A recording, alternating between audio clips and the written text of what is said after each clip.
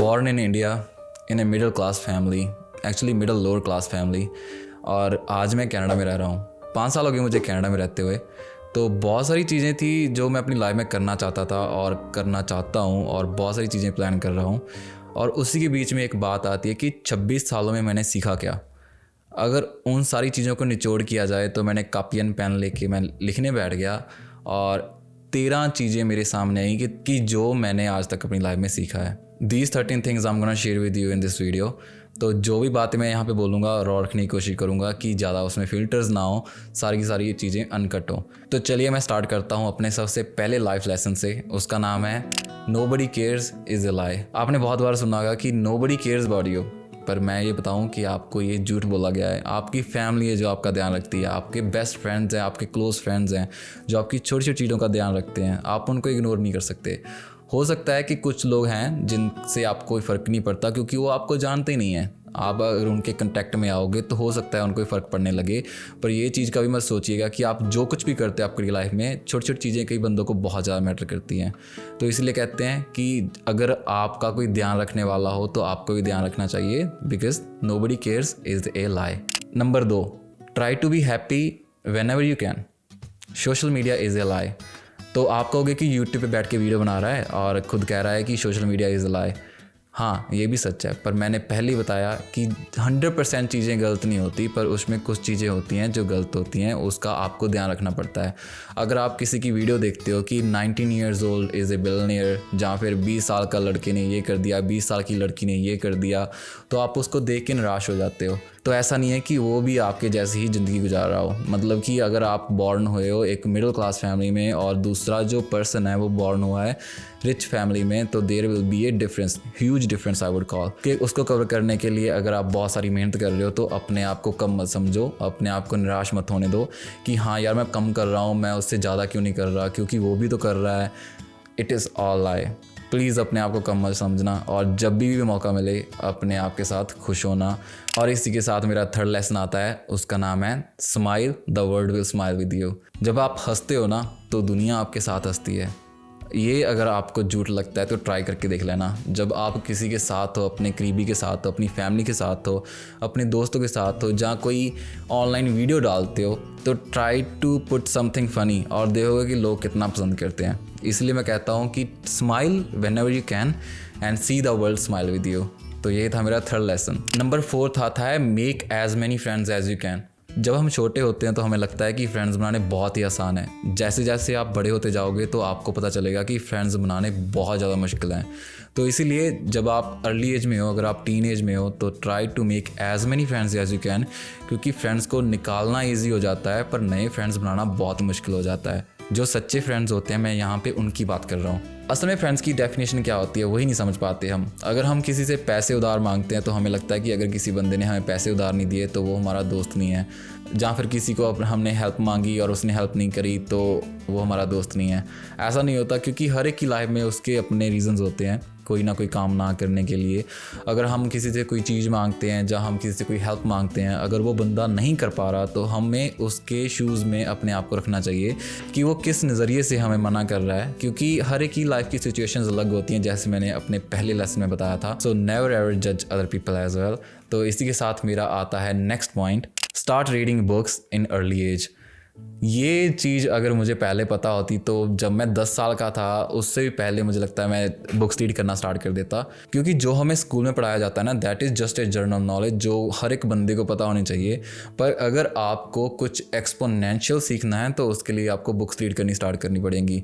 अगर आपका mind business mind है, मतलब कि आप बिज़नेस की तरफ जाना चाहते हो, तो start reading the books that are related to business. अगर आप पर्सनल डेवलपमेंट में जाना चाहते हो तो उसके रिलेटेड बुक्स पढ़ना स्टार्ट करो, क्योंकि आपको नहीं पता चलेगा कि आप कितना जल्दी ग्रो करोगे। अगर मैं अपनी बात करूं तो मैंने बुक्स पढ़ना स्टार्ट किया था आज से 4 या 5 साल पहले। कॉलेज के बाद जब हमारे पास कुछ नहीं था करने के लिए, तो then I start reading books की जो मेरे दोस्तों ने रिकमेंड करी, जहाँ मुझे ऑनलाइन देखने के लिए मिली।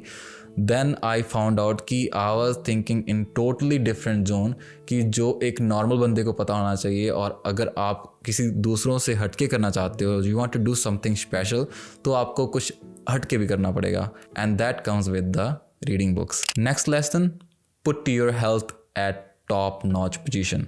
जब आप अपनी हेल्थ के बारे में ध्यान रखना स्टार्ट करोगे तो ही आप दूसरों का ध्यान रख पाओगे, तो ही आप पैसा कमा पाओगे, तो ही आप लाइफ में सक्सेसफुल हो पाओगे।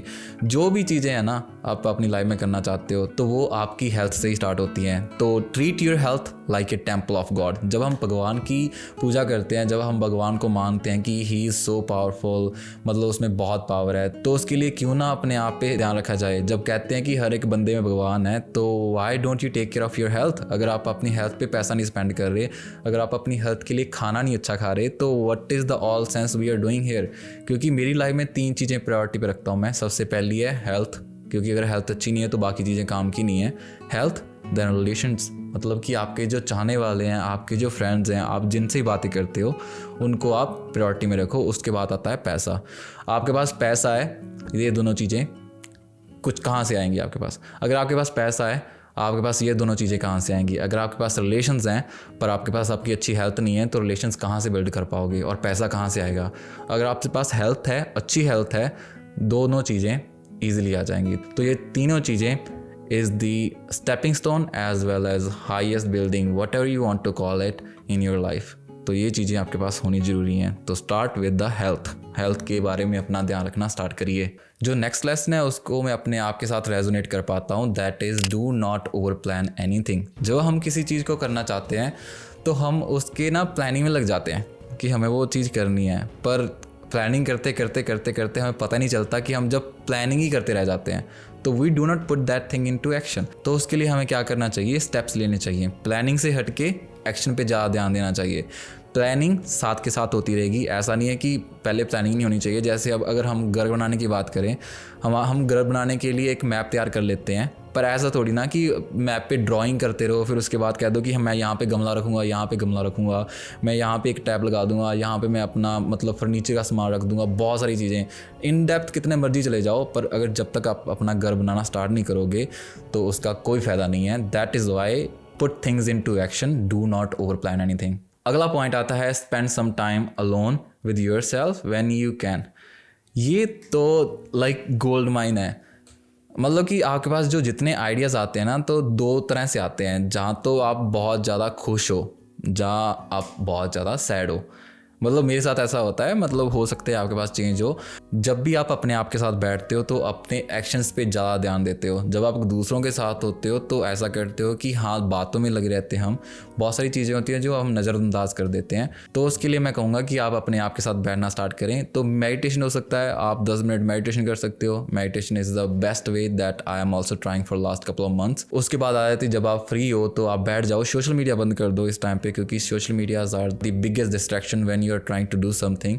तो आप फ़ोन को साइड रख दो, लैपटॉप को साइड रख दो और बंद कर दो, मैं तो कहूँगा। तो आप बैठ जाओ 10 मिनट 5 मिनट जितना भी टाइम आप लगा सकते हो अपने हिसाब से। Sit with yourself and see the world changing around you. Next lesson is have some hobbies. मतलब पॉइंट ये बहुत नॉर्मल है, पर जितना लगता है उतना है नहीं। देखने के लिए हम कहेंगे कि प्लान हैव सम हॉबीज़, ये किस बंदे के पास हॉबीज़ नहीं होती। अगर आप अकेले बैठे हो तो अगर आप इंस्टाग्राम चला रहे हो तो इसे आप हॉबी नहीं बोलोगे। अगर आप अकेले बैठे हो, आप अपने दोस्त के साथ बातें करने लग गए, इसको आप हॉबी नहीं बोलोगे। Hobby is something totally different कि जो आप मतलब जब फ्री हो ना तो सोशल मीडिया को छोड़ के या इन चीज़ों को छोड़ के आप कर पाओ। जैसे खेलना, फुटबॉल खेल लो। अगर कह दो कि मतलब फुटबॉल खेलना आपकी हॉबी है, उसको मैं मान सकता हूँ। अगर आप गिटार प्ले करना चाहते हो तो गिटार प्ले करना। सिंगिंग हॉबी है तो सिंगिंग के लिए, मेरे लिए वीडियो रिकॉर्ड करना हॉबी है तो मैं वीडियो रिकॉर्ड करने लग जाता हूँ। तो हैव सम हॉबी।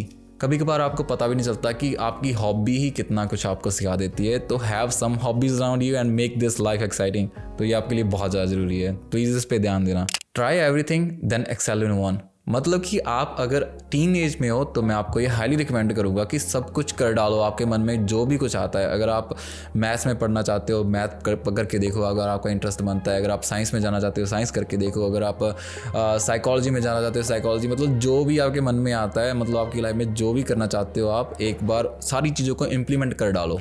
1 साल दो अपने आप को कि सारी चीज़ों को करने का, और देखो कि 1-2 चीज़ें होंगी जो आपको बहुत ज़्यादा इंटरेस्ट बढ़ाएंगी।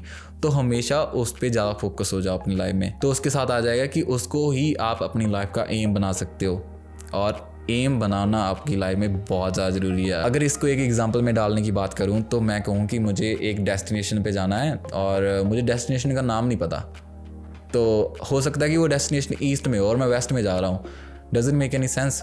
तो अगर आप करना चाहते हो अपनी लाइफ में कुछ, तो आपकी लाइफ में पर्पस होना बहुत ज़्यादा ज़रूरी है। तो ये एक कॉम्प्लीमेंट्री पॉइंट है जो मैंने लिखा नहीं, पर मुझे अभी याद आया कि have purpose in your life. Purpose के बिना लाइफ अधूरी है। मतलब अगर आप सुबह उठोगे तो आप डल होगे, आपके पास कोई गोल नहीं है, आपने कोई काम नहीं करना, जैसे कि आपने सुबह उठ के खाना भी नहीं खाना, नहाना भी नहीं है, काम पे भी नहीं आना है, कोई गेम्स नहीं खेलनी है आपने, तो उठने का क्या फ़ायदा।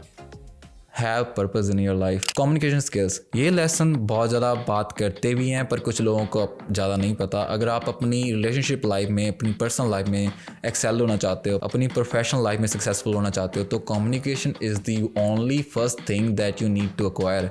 अगर आपके पास बहुत सारी नॉलेज है, अगर आपको किसी को डिलीवर करनी नहीं आती, अगर आपके पास कोई प्लान है, आप उसको किसी को अपने बारे में बता ही नहीं सकते, तो उसका कोई फ़ायदा नहीं है। तो कम्युनिकेशन के लिए बुक्स पढ़ना स्टार्ट करो, जो टेडेक्स टॉक्स होती हैं उसको सुनना स्टार्ट करो, या फिर कहीं पे भी आपको लगता है कि जिस बंदे के पास अच्छी नॉलेज है कम्युनिकेशन के लिए, उससे आप बातें करना स्टार्ट करो and see yourself growing and excel in everything. Last 2 चीज़ें रह गई हैं। पहले वाली उसमें आती है सेइंग येस टू एवरीथिंग। जो भी आपके सामने अपॉर्चुनिटीज़ आती हैं लाइफ में करने के लिए, जब आप टीनेज में होते हो तो उसको येस कहना स्टार्ट करो। अगर मान लो कोई बंदा कहता है कि चलो यार हम ये काम करके देखते हैं, तो करके देखो, अगर मज़ा आया अच्छी बात है, नहीं आया छोड़ दो और कर लेना, पर स्टार्ट सेइंग येस। अगर कोई अच्छा दोस्त मिलता है तो फ्रेंड्स बनाने, जो मैंने पहले बात करी थी, फ्रेंड्स बनाने स्टार्ट करो। अगर आपको लगता है कि हाँ ये चीज़ अच्छी नहीं जा रही तो छोड़ देना, ठीक है। पर अगर आपने पहले ही नो कह दिया तो देयर इज़ नो वे कि आप उस चीज़ को नो कह के बाद में येस में कन्वर्ट कर दो। हमेशा येस कहना पहले सीखो, क्योंकि जब आप 30 के ऊपर चले जाओगे तो हर एक चीज़ को येस नहीं कह पाओगे, बहुत सारी अपॉर्चुनिटीज़ आएंगी, तो उसके बाद येस कहना बहुत ज़्यादा मुश्किल हो जाता है। मतलब हर कहते हो कि मैं बिज़ी हूँ यार, मेरे पास बहुत सारा काम है, मेरे पास फैमिली के टाइम नहीं है, मुझे फैमिली को टाइम देना है, all that stuff. So that's why in the beginning से टू येस एवरीथिंग। मतलब इतना ज़्यादा स्ट्रेस लेने की ज़रूरत नहीं है कि मतलब यार मुझे पैसे कमाने हैं, मुझे पैसे कमाने के लिए बहुत सारी कोई चीज़ें चाहिए, जहाँ फिर मुझे सक्सेसफुल होना है, मुझे उसके लिए पता नहीं मैं क्या करूँ। अरे भाई जो भी तेरे दिमाग में कुछ आता है तो वो करना एक बार, तुम्हारे पास अभी टाइम है। बाद में जब टाइम नहीं होगा फिर दिक्कत आएगी, फिर तो कहेगा कि यार काश मुझे उस टाइम पर मैंने इन्जॉय किया होता।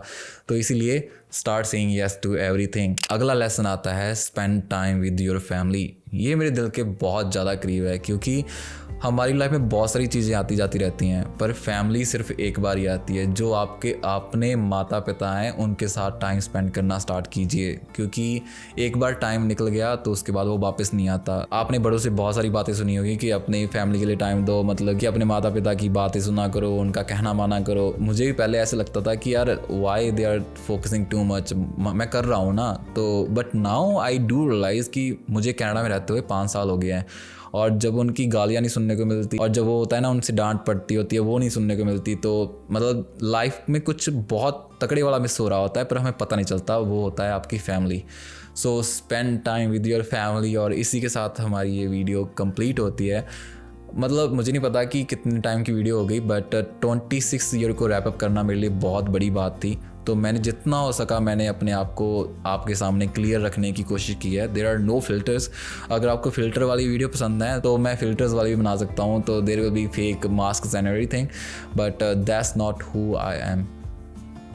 And thank you for watching this video. अगर आगे जब मन हुआ तो मैं अगली बारी वीडियो बनाऊँगा और कुछ अच्छी चीज़ के साथ मिलूँगा आपके साथ। Till then bye.